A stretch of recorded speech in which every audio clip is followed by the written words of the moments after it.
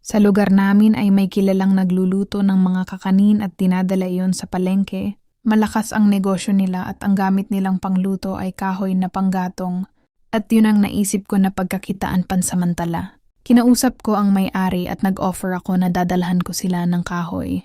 Pero ang gusto nila ay ang nakasibak na.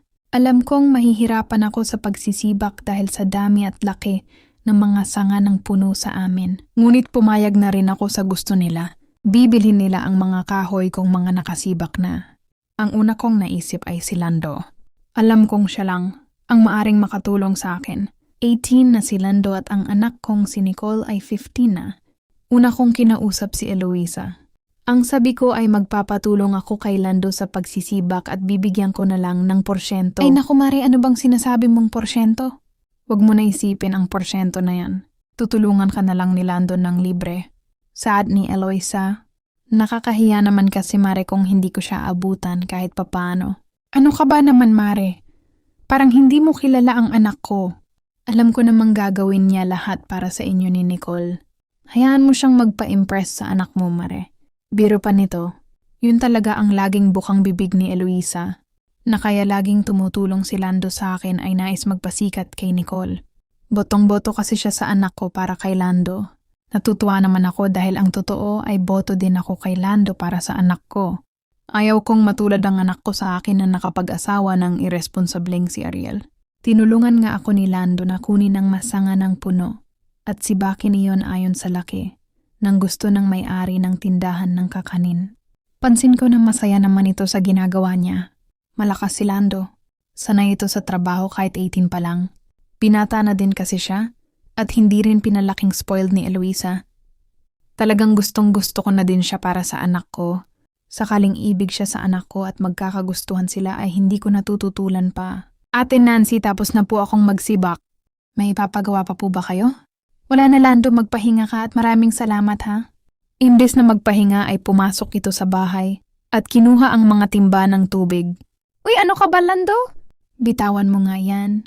Iigiban ko na po Ate Nancy para hindi na kayo mapagod mag-igib ni Nicole. Huwag na Lando, hayaan mo na yan. Kalabisan na yan, wala naman akong ibabayad sa'yo dyan. Pilit kong kinukuha ang timba pero ayaw niyang bitawan. Pilit niyang nilalayo sa kamay ko. Muli kong hinabol ng kamay ko ang timba ngunit aksidente kong nasagi ang kanyang harapan. Nabigla ito at medyo nasaktan. Ako naman ay nagulat dahil sa laki at tigas niyon. Oh, malaki ang bukol na nasa loob ng malambot niyang short. Ipinagtaka ko kung bakit matigas at parang galit yon. Dalawa lang naman kami doon dahil nasa school si Nicole. Nabitawan niya ang timba at napahawak siya doon. Aray ko ang sakit deng niya. Hindi ko alam kung ano ang gagawin.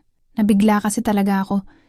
Dahil sa pagkalito at pag-aalala ay kinuha ko na lang ang upuan at ibinigay sa kanya. Pinaupo ko siya at sumunod. Naman agad siya habang nanatiling nakahawak sa nasaktang saba. Sorry Lando, nasaktan ka ba? Wala yun Ate Nancy, mawawala din naman ang sakit. Nakayoko ito at nakahawak pa din doon. Ako naman ay titig na titig sa kanya. Maya-maya ay tumingin ito at tumitig sa akin. Nagkatitigan kaming dalawa. Hindi ko alam kung ano ang pumasok sa isip ko at nakipagtitigan ako. Nang matagal sa kanya, kakaiba ang tingin ni Lando. Hindi ko na matandaan kung anong nangyari noon. Basta na malayan ko na lang na nakatayo na ito at magkaharap kaming dalawa. Magkadikit ang aming mga katawan at magkalapat ang mga labi. Hindi ko na din alam kung gaanong katagal niya akong hinalikan. Basta nang magbalik ang aking ulirat ay bigla ko na lang siyang nasampal ng malakas. Nabigla ito at mabilis na tumakbo palabas ng bahay. Pag-alis niya ay muli akong napaisip. Bakit niya ginawa iyon at bakit nanigas ang kanya? Dahil ba sa akin? Pero ang tanda ko na kumpara sa kanya. Isa pa ay ang anak ko, ang gusto ko para sa kanya, yun din ang gusto ng mama niya. Nagtatalo ang isip ko, dapat ba akong magalit sa inasal niya? Bigla kong naalala ang halik niya. Napahawak ako sa aking labi at bahagyang napangiti. Ano itong nararamdaman ko? Mali ito? Nakadarama ako ng kilig. Bakit parang ang sarap alalahanin ng halik ni Lando? Parang kinurot ang puso ko nang maalala ang malakas na sampal ko kay Lando. Nawa akong bigla sa kanya. Awa ang nararamdaman ko imbes na galit. Napakatagal ng panahon mula nang huli akong halikan ni Ariel. Ganun din katagal na hindi ako nakararanas ng mainit na pakikipag-isa sa isang lalaki. Sa madaling salita ay tigang ang lupa ko. Parehas kaming single mom ni Eloisa, pero magkaiba kami pagdating sa lalaki. Bagamat hindi siya nag-asawa pang muli ay nagkakaroon naman siya ng karelasyon. At sigurado ako na nagpapaligaya sila. Pero ako mula nang iwan ni Ariel ay wala na talaga akong dilig. Nanunuyo na ang perlas ng silangan. Si Lando pa lang ang muling nakabasa ng aking mga labi. Kinabukasan nagising ako sa ingay ng pagsisibak ng kahoy ni Lando. Mas maaga siya nagsimula ng araw na yon. Sinilip ko siya sa bintana. Nakasando lang siya at gaya ng nakasanayan, ay malambot na short na pambahay lang ang kanyang suot. Sinipat ko ang kanyang buong katawan. Hindi may tatanggi na maganda ang hubog noon. Matamkad si Lando at malaki ang katawan. At ang isang nakakamangha sa kanya ay may abs siya at mamuscle ang braso at balikat. Ano kaya ang pakiramdam ng kasiping siya? May alam na kaya siya? Ang sarap siguro hawakan ng matigas niyang katawan. Yun ang mga tumatakbo sa isip ko. Ngunit kaagad ko ding sinaway ang aking isipan. Hindi mari, hindi tama. Ang anak ko ang gusto ni Eloisa para sa anak niya. Alam kong sila ang magkabagay. Sila ang dapat magkatuluyan. Kinabukasan nagising ako sa ingay ng pagsisibak ng kahoy ni Lando. Mas maaga siya nagsimula ng araw na yon. Sinilip ko siya sa bintana. Nakasando lang siya at gaya ng nakasanayan, ay malambot na short na pambahay lang ang kanyang suot. Sinipat ko ang kanyang buong katawan. Hindi may tatanggi na maganda ang hubog noon. Matamkad si Lando at malaki ang katawan. At ang isang nakakamangha sa kanya ay may abs siya at mamuscle ang braso at balikat. Ano kaya ang pakiramdam ng kasiping siya? May alam na kaya siya? Ang sarap siguro hawakan ng matigas niyang katawan. Yun ang mga tumatakbo sa isip ko. Ngunit kaagad ko ding sinaway ang aking isipan. Hindi mari, hindi tama. Ang anak ko ang gusto ni Eloisa para sa anak niya. Alam kong sila ang magkabagay. Sila ang dapat magkatuluyan. Ng araw na yon ay hindi mo na ako tumulong kay Lando.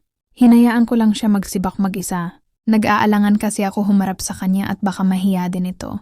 Bandang tanghali ay nadinig ko na tumatawag ito at kumakatok. Ako lang ulit mag-isa sa bahay dahil hindi naman umuuwi si Nicole sa tanghali. Sa karinderya na lang ito kumakain. Si Lando naman matapos makagraduate. Nang high school ay kumuha lang ito ng vocational course at natapos na din. Kaya nasa bahay na lang muna ito palagi. Ate Nancy, ipinapabigay po ni Mama. Saad ni Lando na may dala ang mangkok na may lamang ulam. Ganun ba? Ang mama mo talaga hindi nakakalimot saad ko. Dumiretso ako sa kusina at isinali ng ulam.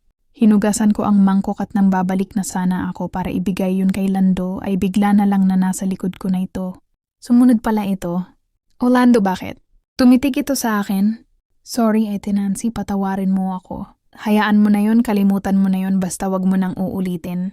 Sorry din kasi nasampal kita. Ang akala ko ay okay na ito dahil nakahingi na. Nang sorry pero nabigla ako sa sumunod na sinabi niya. Kaya nga ako humihingi ng tawad eh.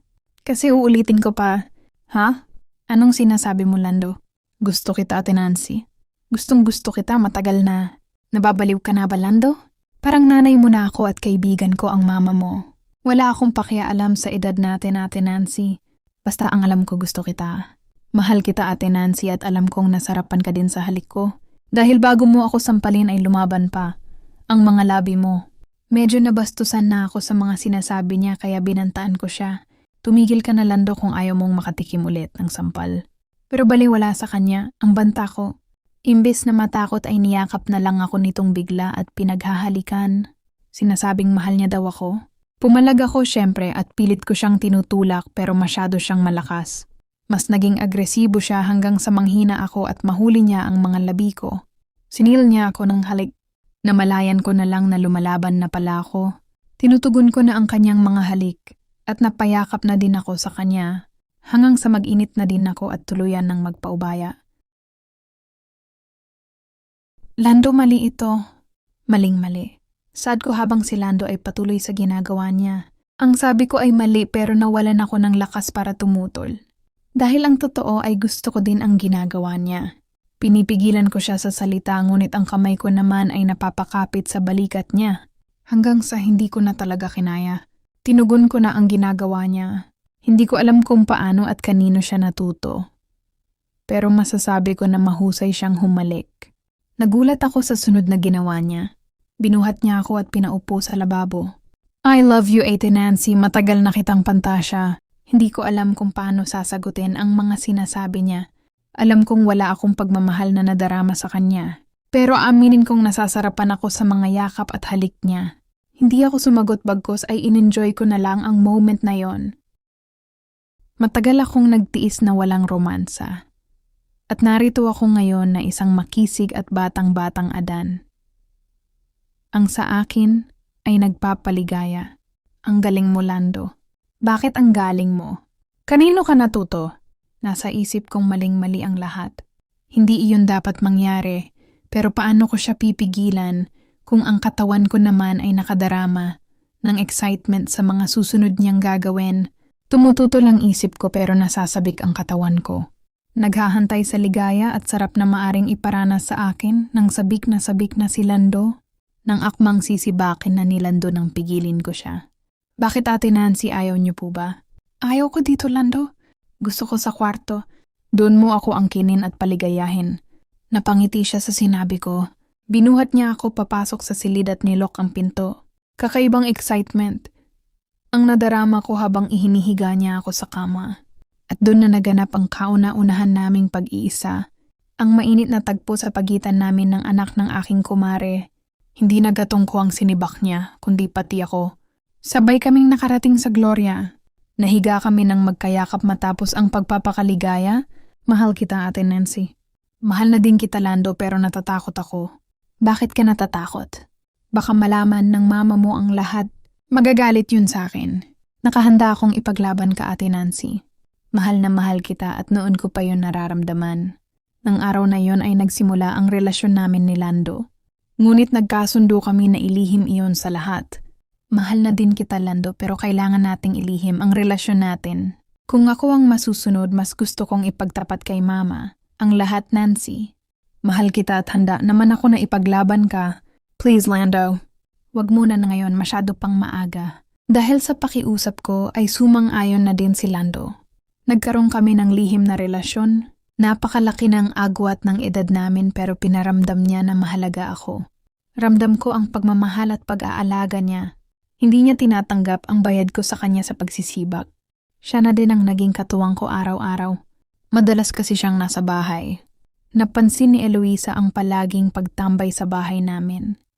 Ng anak niya, hindi naman siya nagalit at natuwa pa nga siya. Dahil mas mapapalapit daw ang anak ko sa anak niya, mukhang napapadalas ang pagtambay sa inyo ni Lando Hindi pa ba nililigawan ng anak ko ang anak mo, Mare? Wala pa naman akong napapansin.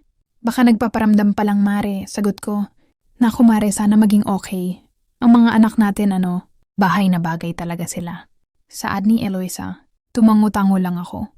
Napapaisip kasi ako, paano kung nalaman niya ang relasyon namin ni Lando? Nabanggit sa akin ni Lando ang palaging bukang bibig ng mama niya, na dapat daw ay si Nicole na anak ko ang ligawan niya dahil mabait at maganda na, ay masipag pa mag-aral. Pero mariin niyang sinabi sa akin na ako daw talaga ang gusto niya. Ako daw ang mahal niya at hindi si Nicole. Nalilito ako, paano kung may gusto din ang anak ko kay Lando? Anong gagawin ko kung sakali? Isang araw ay naisip kong tanungin, ang anak ko kung may nanliligaw na ba sa kanya? O kung may nagugustuhan na ba siya? Wala pong nanliligaw sa akin pero may hinahangaan po ako. Pag-amin ni Nicole, talaga anak, kilala ko ba yan? Saka ko na lang po sasabihin mama pag nalaman kong may paghanga din siya sa akin. Baka po kasi ako lang ang humahanga sa kanya. Ganun ba anak? Paghanga lang ba ang nararamdaman mo o gusto mo din siya? Ang totoo po mama, gusto ko din po siya. Napakabait at napakasipag po kasi niya at yun po ang nagugustuhan ko sa kanya. Muli kong tinanong si Nicole pero hindi niya talaga sinabi kung sino ba ang lalaking tinutukoy niya. Malaking palaisipan sa akin yon. Madami rin kasi ang mga kabinataan sa aming lugar. Lumipas ang mga araw at nagpatuloy ang relasyon namin ni Lando. Mas naging malambing at mapagmahal siya sa akin, kaya mas lalo akong nahulog sa kanya.